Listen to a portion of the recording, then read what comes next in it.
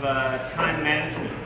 In that that's a different event. Okay, dude, we need a whole other panel. if I may finish, Yeah. in that building relationships, being authentic, using proper etiquette, building friendships, being genuine, takes time. Yes. And it's time that a business owner, an executive may not have, and a business without the luxury of a full-time communications department may not have. I can speak to that. I'm not even going to talk about social media per se. I'm going to talk about what takes time. And relationships and trust take time, and there isn't a shortcut. And people ask me, actually Colleen, I'm going to give you an example. Colleen asked me, should I join the Vancouver Board of Trade this month or wait till September? And I said, are you going to quit in a year? She said, no. And I said, well, then why are you worried about September or I know it was a budget year thing, or No, it wasn't a budget year thing. It was what like, happens. What happens, right? And what I said is you're investing in your relationship, your reputation and relationships. And my goal is to get involved in a community for a lifetime and build trust. So start early. So I took the check down today. Sorry, I know I kind of convoluted it, but the point is that to say like, oh yeah, I don't want to like put time into social media and build trust, I want a shortcut. It doesn't work. There is no shortcut to trust. So you have to invest time in it. Yeah, I'm not talking about taking shortcuts necessarily. I'm trying to think, what are the metrics? What is one way to judge how much time it is? You know what? It's a very personal thing because I spend a lot of time on social networks. Part of the reason I do that now is because I get paid for it. I mean, to be completely honest, I am a social media director for a company in town. My boss walks in and I'm on Twitter and he's like, okay, whatever. And I've got Facebook and Flickr and YouTube open and he's like, okay, good. So go me. But my point is that you need to be personable and it takes time to build your network. And it takes time to build those relationships. And you've got to be able to put in as much time as you personally are able to. Your ethics and your etiquette are your own. And you start off correctly. You learn. I'm here before your turn. Yeah, okay. Okay. Yeah. My favorite saying is the internet is like a sewer. What you get out of it depends on what you put into it. And I think it's a basic... Yummy. Yeah. It's a basic truism of social relationships that sophisticated people know when to pick their battles. And they know where to pick their battlefields. Unless you have a band, you don't need to become the king of MySpace. You need to look at where your audience is and go there.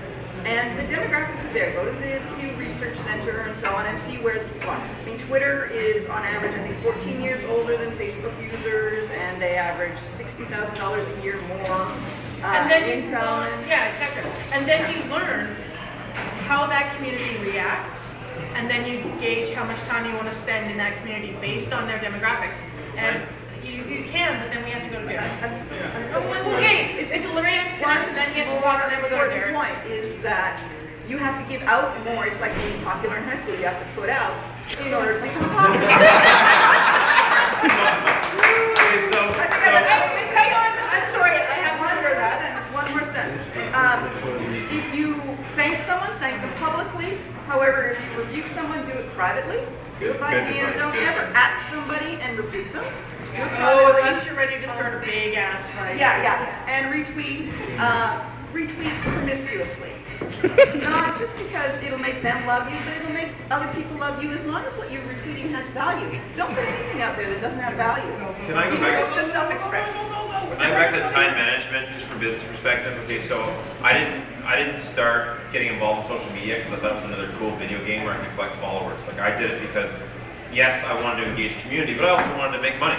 Okay? And so I had other ways. I did a lot of cold calling, I did a lot of public seminars, I did a lot of mail drops to develop business. And so I started blogging back in 2002, and I started podcasting in 2005. But I was guarded. I did a little bit of blogging, a little bit of podcasting, and then as I started and I did a lot of search engine optimization back then. And as I started to develop revenues from these, I looked at, wow, like I put like 1 hour in on a Friday night to optimize a page for a keyword, and I did a blog entry, and I got 10 grand worth of business. Like, or I spent a week cold calling. I thought, well, this is, so over time what I did is I started deleting anything in my work week that wasn't as productive as the social media and internet marketing. And eventually what's happened now is instead of 10% of my business comes from the web, 60% comes from the web and 40% is word of mouth. Okay, and so, but that's taken a 4-year period. Now I think social media is faster, so it makes it a couple of years. So don't abandon your existing marketing efforts, but definitely watch it, invest in it, and as it starts to pay, stop spending money on what you're, like, don't go print great brochures, don't go to all these events that aren't making you money, spend more time on the ones, so you gradually do it, but you're gonna have to bite the bullet and maybe take a quarter of your time you're spending on other stuff and do it right away, and then slowly work into it. That would be my suggestion from a business perspective. Does that help? Yeah. And one more thing just before we go to Derek, because I promise. You know, it took me more than a year I started Twitter. We're back on Twitter, but I started Twitter when I was like, oh no, you should join this. Okay, great. And I was like, I have no clue what I'm doing here and why I'm here. And then I went to Sundance, and all of a sudden I had stuff to talk about.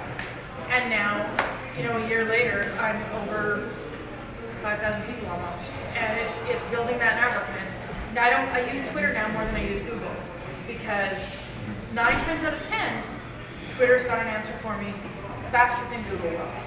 So, yeah, I put a year and change in, but I've got a really powerful tool at my fingertips now. So put in the time that you think you need. It's a time management thing. And now, Derek. Okay, well, 2 things. First,